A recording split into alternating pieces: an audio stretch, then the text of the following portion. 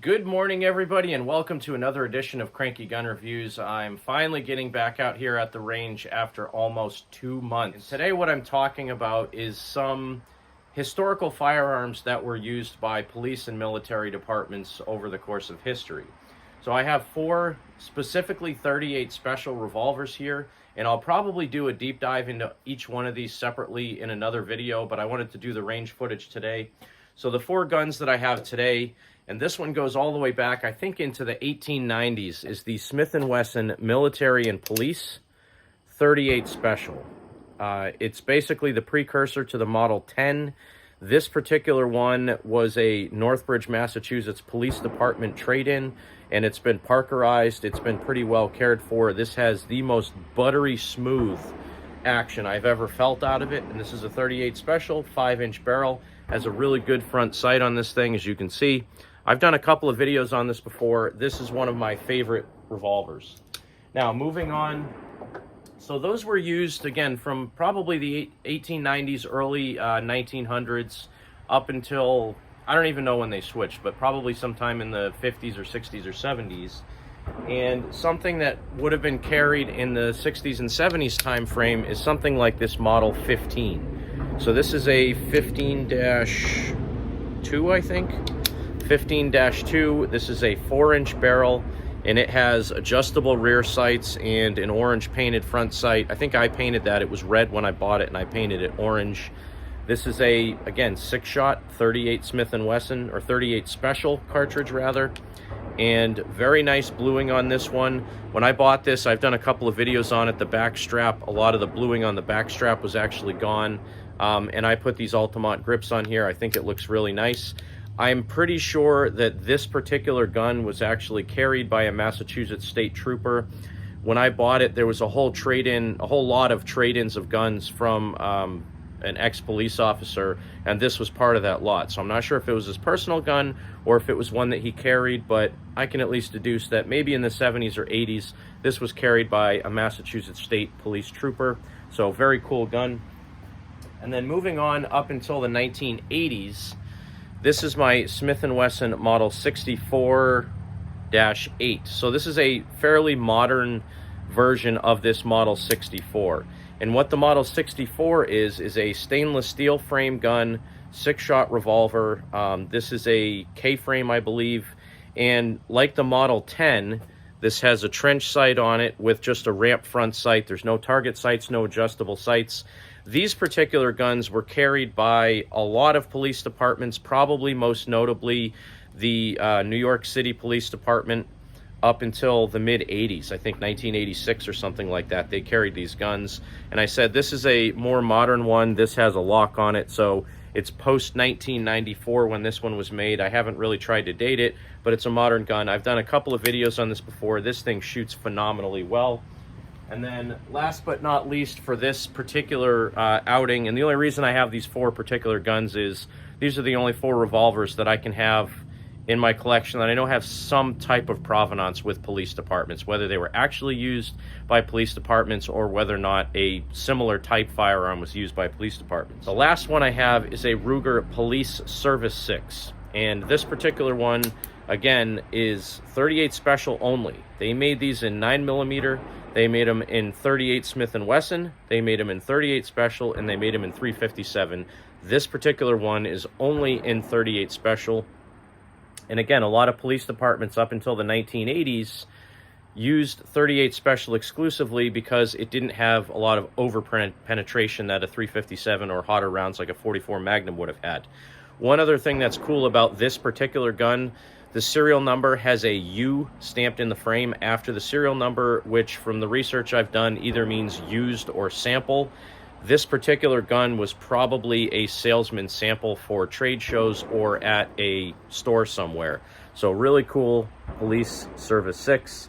And this has a 4-inch barrel. Most of these have 4-inch barrels with the exception of that Smith & Wesson M&P, or that military and police. So we're just going to have a little bit of fun today shooting these revolvers. I brought a whole bunch of my own reloads out, and I also brought some PMC bronze out. So I'm just going to have some fun shooting. I have some IPSC or some other competition type target set up out there, and we're going to take some shots. I'm going to start off first with my Smith & Wesson Military and Police.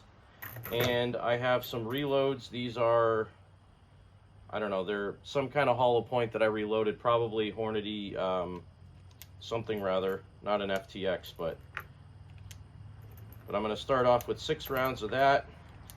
My targets are set up downrange at 7 yards, and I'm going to shoot for the center of the target with all 6 rounds in double action, and I want to see how I can do. It's been a while since I've been out to the range, so again, we'll see how it go here.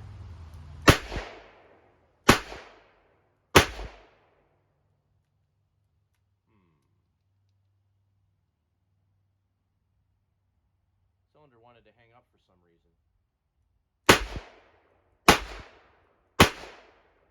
All right, I'm going to do the same thing with the same exact ammo on the right target. Again, these are my reloads. This is probably Silhouette powder, if I wanted to guess. I didn't write a note in this particular box, but the other one I have, I think it's either Silhouette or number 2. But let's see how I do again. So with the Smith & Wesson Model 15 on the right target, 6 shots. Let's see how I do here.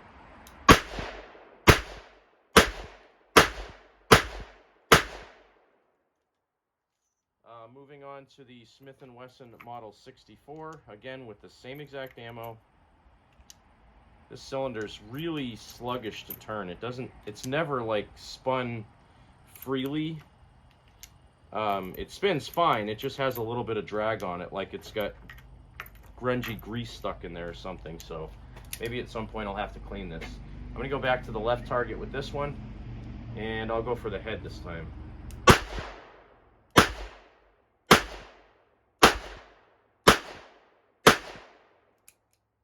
But the funny thing is, this gun is actually blinding me because it's stainless steel and the sun is right overhead, so a little bit difficult there. And then lastly, but not least, my Ruger Police Service 6, same 38 special hollow point ammo, my reloads, and let's see how I do at the head on the right target.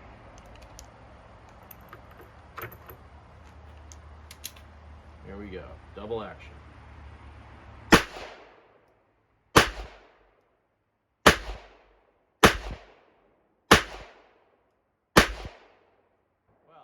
Believe it or not, that was the best out of the 4. I had 5 out of 6 on the head of that target. So let's go look at the targets real quick. All right, so walking out to the targets, and these are official IDPA targets. So this was the M&P. I had 5 in the -0 zone, 1 in the -1 zone.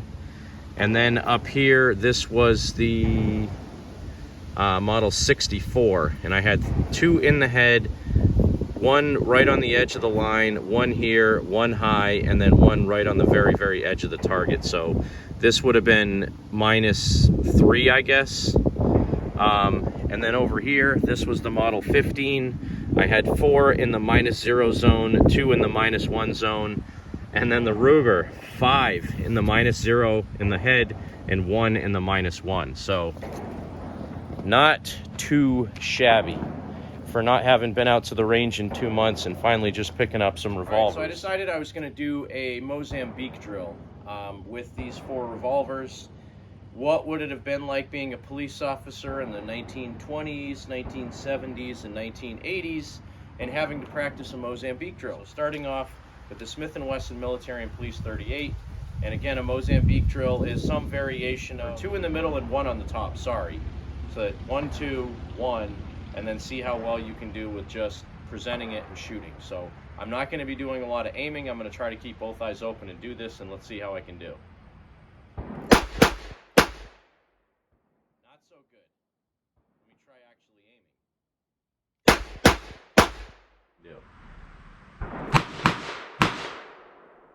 Not so good.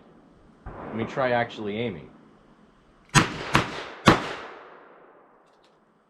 Still not great. Let me try it with the Smith & Wesson Model 15 and see what I can do here. If I can do any better. Mozambique drill out of the Smith & Wesson Model 15.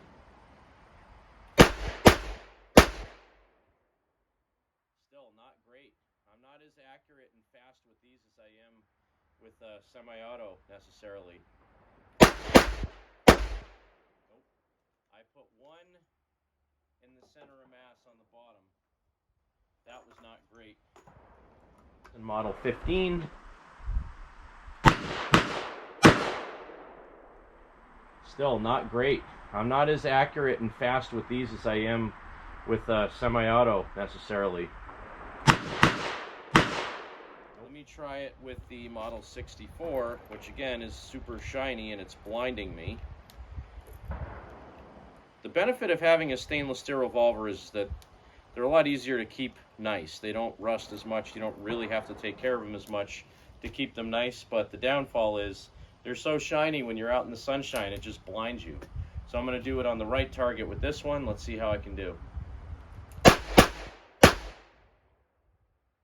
One center of mass and I missed the top, so let's go again.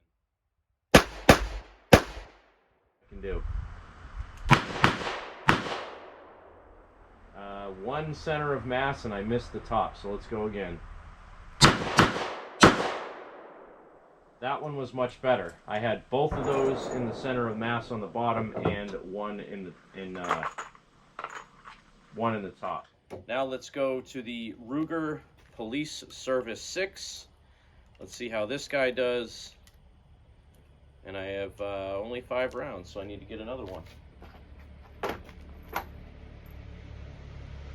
Alright, so the Police Service 6, I'm going to go back to the left target. I only have one hole in the left target and I know where it is. Let's see how we do with the Police Service 6. Not bad. I got one in the bottom target and one in the top. Let's see if I can do any better.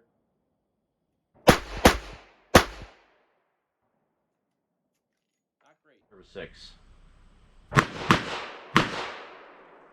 Not bad. I got one in the bottom target and one in the top. Let's see if I can do any better.